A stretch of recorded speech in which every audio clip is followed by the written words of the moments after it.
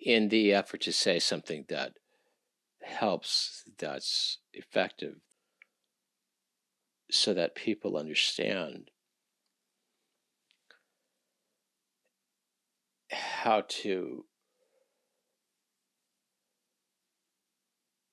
help fight cyber terror and terror.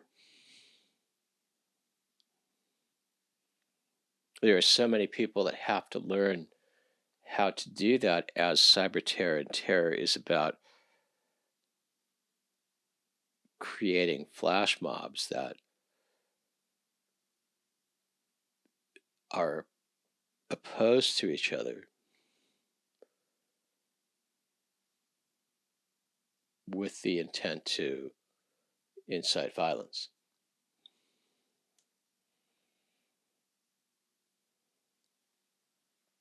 That advent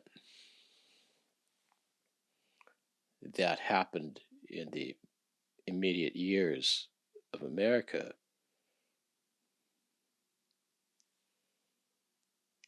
means that people that want to protest, support their efforts and cause,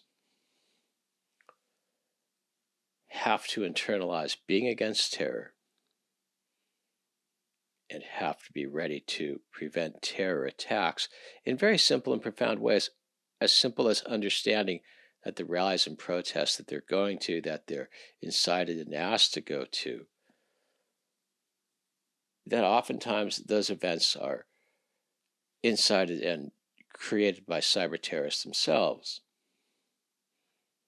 So those people that are going to protests and rallies where there are opposing groups that are put in close proximity along with very, very, very overworked and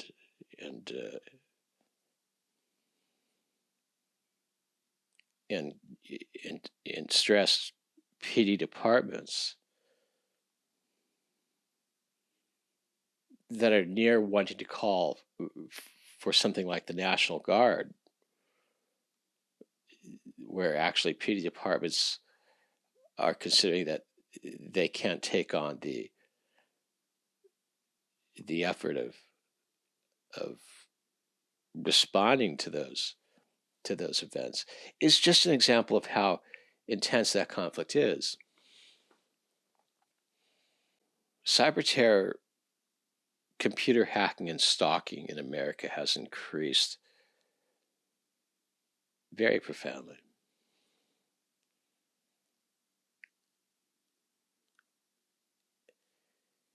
If a person receives an anonymous letter through the mail that is fishing for adultery, pornography, is also fishing for kiddie porn.